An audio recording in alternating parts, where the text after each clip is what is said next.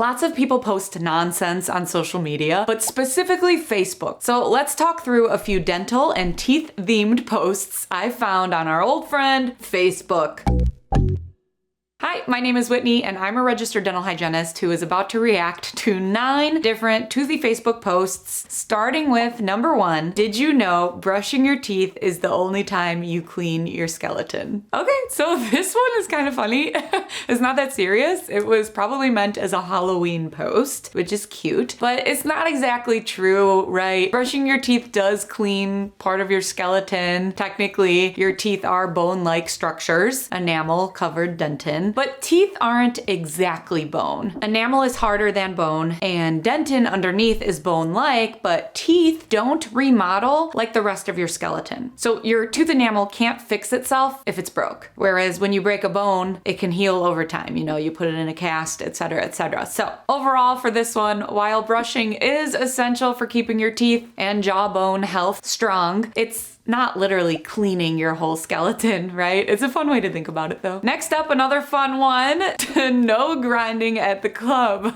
It's an old man tooth with a walker and even the tennis balls on the bottom. I love it. That's cute. Telling all the young teeth at the deciduous dance 2012. Okay, 2012. We going on 15 years ago? Anyway, the old man is telling the deciduous teeth to stop grinding at the dance. This is funny because grinding, dance moves, grinding teeth at night when you sleep. Anyway, fun fact, deciduous is another word for primary teeth or baby teeth, whereas adult teeth are called permanent teeth or your permanent dentition. And yeah, another fun fact about 2026, the current year, more people are actually grinding their teeth than ever before. So recent data shows that over 70% of dentists have actually noticed a rise in teeth grinding and clenching, also known as bruxism, among patients, likely due to increased stress. And besides stress, other causes include sleep disorders like sleep apnea, misaligned or crooked teeth, or missing teeth, and lifestyle factors such as tobacco and alcohol use. Teeth bruxism often happens at night, so many people are unaware that they're doing it, right? Daytime bruxism is easier to notice, kind of like slouching, right? You'll maybe catch yourself, but at night, you're asleep and it easily goes unnoticed that you're clenching and grinding. So regarding this funny photo, it brings up a good PSA. Be sure to visit your dental office regularly for checkups so they can evaluate your teeth for any signs of bruxism, also known as clenching and grinding damage. Night guards are used to protect your teeth from damage, but they won't stop the bruxism itself. To address the cause, the reason why you're clenching and grinding, it's often recommended to manage stress with relaxation techniques, consult your doctor for sleep issues, get a sleep test for sleep apnea, and or see an orthodontist if your teeth are misaligned. Okay, I was getting all serious on you. Back to the fun. Where's the third Facebook photo? Number 3. Oh, speaking of serious, we've got more serious coming. Okay. How celery juice can help teeth and gums, and a bunch of other unverified claims.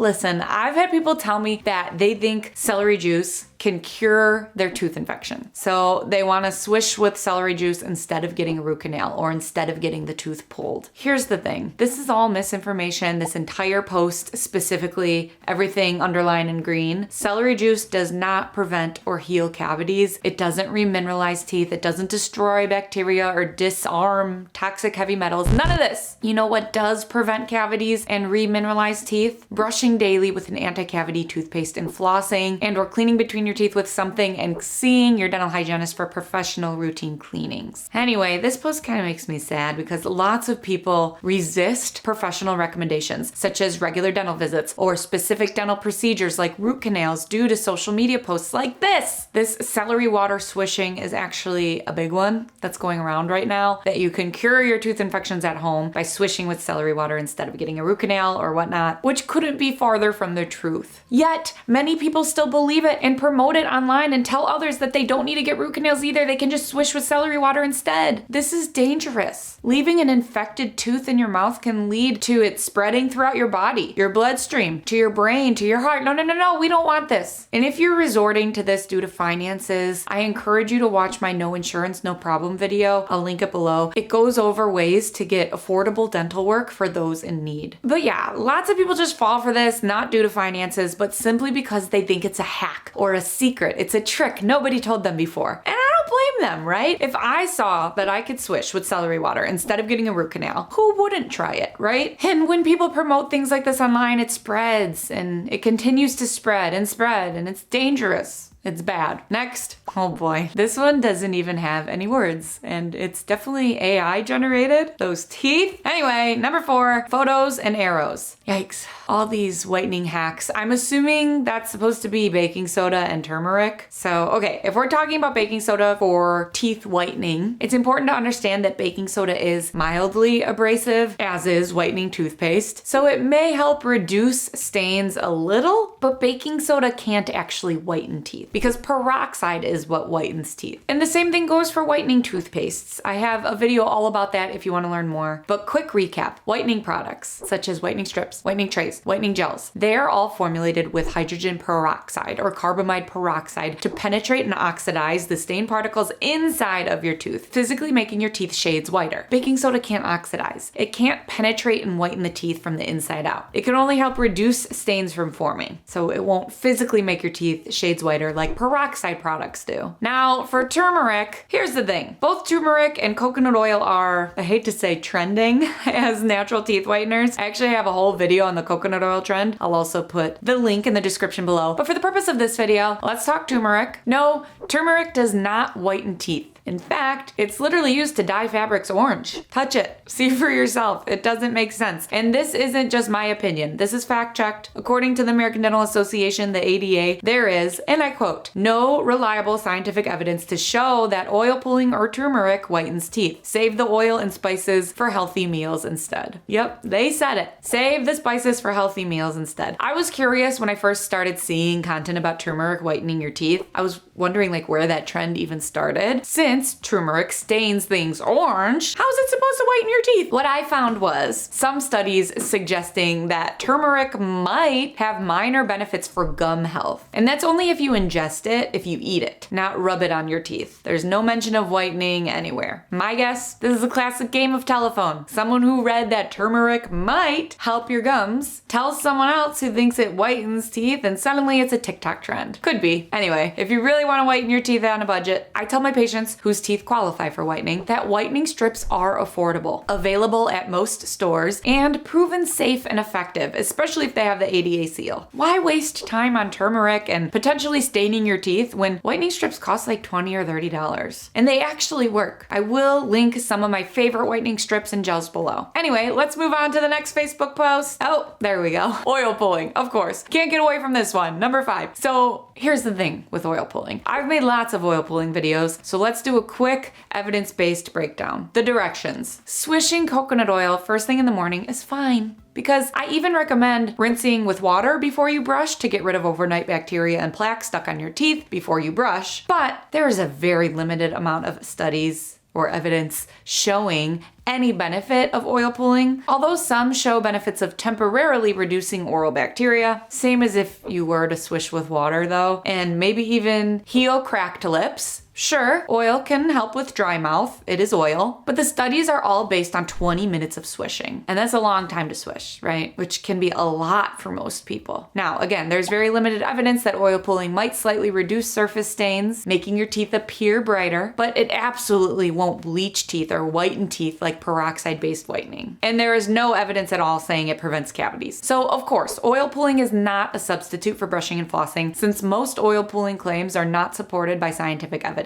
It can be a nice extra oral hygiene step if you like doing it, you do you, but it's never meant to be a replacement for brushing or flossing. Also, with these before and after photos, like in this Facebook post right here, photos showing yellow to white teeth, these are almost always misleading. Any difference is likely surface stain removal or just lightening filters when it's real teeth. Here, it's not even real teeth, but yeah, coconut oil does not bleach teeth chemically. So bottom line, oil pulling is overall safe as long as you don't aspirate it, don't breathe it in, and if you have jaw problems, don't be over swishing and hurting your jaw. And remember, it doesn't replace brushing and flossing. Next up, number 6 is fluoride, officially classified as neurotoxin in world's top medical journals. And then we've got Leo pointing with the quote, conspiracy theorists for the last 80 years. Okay, so this claim is a bit misleading. Some recent studies have explored potential neurodevelopmental effects of very high fluoride exposure in areas areas where natural fluoride levels in water are far above what's used in community fluoridation programs. So it's fluoride that we're not exposed to, right? A few of these studies were published in major journals, but that doesn't mean fluoride has been officially classified as a neurotoxin. Here's the key points. Dose matters. At extremely high levels, way above what's added to drinking water, fluoride can have toxic effects, just like many other essential minerals. Let's say you take vitamin D. If you took the whole bottom of vitamin D, every pill in that bottle in one sitting, you're gonna have some problems. Just like if you were to eat 3 tubes of fluoride toothpaste in one sitting, right? Next, the fluoride levels used in public health fluoridation, 0.7 ppm in the US, are far below those associated with any risk, and extensive research supports their safety and dental benefits. No reputable health authorities have ever classified fluoride as a neurotoxin at the levels used in water fluoridation. So while the research community continues to study fluoride's effects at different doses, which is a good thing, the officially classified as a neurotoxin claim is false and takes the science way out of context. If you want to learn more about community water fluoridation, I will link that video in mine below. It explains how community water fluoridation programs don't just add fluoride to water, but they also remove it in areas where the natural levels are too high. The goal is to keep the fluoride levels in water optimal at that 0.7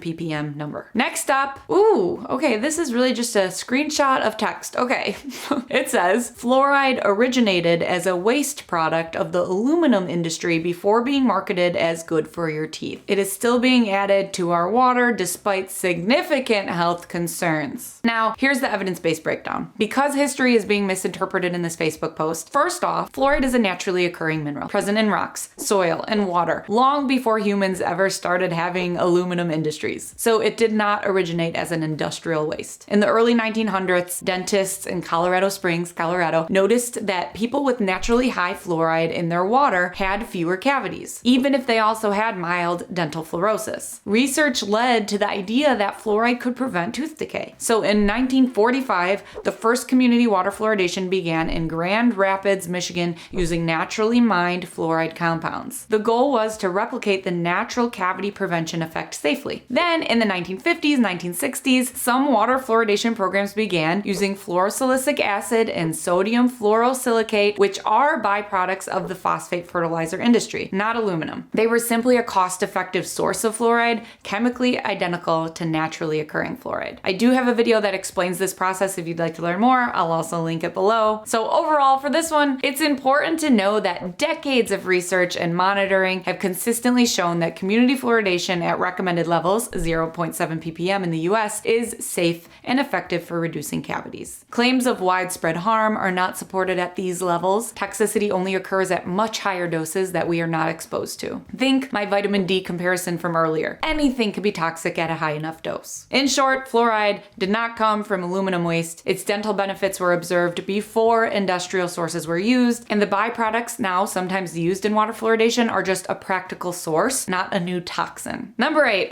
We are really going hard on the fluoride now. We started so fun with brushing the skeleton. Okay, so this one says, fluoride makes your body absorb extra aluminum. And where does the aluminum go? Your brain. And what metal shows up alarmingly in the brains of Alzheimer victims? You guessed it. Okay, so there is no credible evidence that fluoride causes the body to absorb excess aluminum. Some older lab studies, mostly in animals or test tubes, looked at interactions between fluoride and aluminum compounds under very specific conditions, but those findings don't translate to how the human body actually processes these elements. In real-world human studies, fluoride does not increase aluminum absorption or retention. The two are handled differently in the body. Aluminum absorption from the gut is already extremely low, and fluoride doesn't meaningfully change that. Large reviews by agencies like the World Health Organization, US National Research Council, and European Food Safety Authority have found no link between normal fluoride exposure from water, toothpaste, etc., and aluminum buildup or toxicity. So while both elements exist naturally, the claim that fluoride makes your body absorb absorb aluminum isn't supported by scientific evidence. And lastly, number 9. Okay, this is a nice one to end with. Okay. Don't gamble with your oral health. Stay away from unhealthy social media trends. I love this. I love the toothy dice. How cute is that? This one is so important. If something sounds too good to be true, please remember it probably is. Don't fall for social media scams because scams will come and go, and you won't want to lose your teeth in the process. Always listen to your individual dental professional, your dentist, and your dental hygienist. Remember that social media isn't real. People are just looking for views and likes and wanting their posts to go viral. If you have personal, medical, or dental questions, get off the internet and talk to a professional. I hope this video helped you. Please like and subscribe and turn on your notifications if it did. And if you want even more teeth talk, we can hang out on Instagram at Teeth Talk Girl. Peace, love, and teeth.